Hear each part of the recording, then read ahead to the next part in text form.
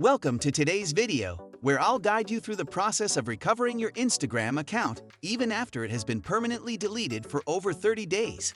Let's get right into it without any delay. If you deleted your Instagram account and more than 30 days have passed, indicating it's now permanently deleted, follow these steps for recovery. Open your internet browser and type in instagram.com/support in the search bar. Click on Search. Locate the three horizontal lines in the top right corner. Click on them, and then navigate to manage your account. Click on the first option.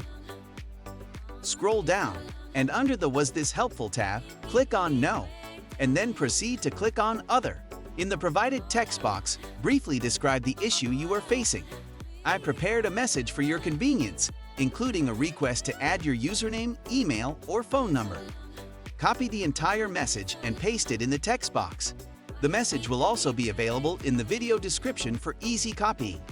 Additionally, remember to mention your username and the email address associated with your deleted Instagram account. After outlining your issue, click on the Submit option. Within the next 24 hours, Instagram will process your request, and your permanently deleted account will be recovered. And that's it for this video. I hope you found it helpful, and I'll catch you in the next one. Peace out.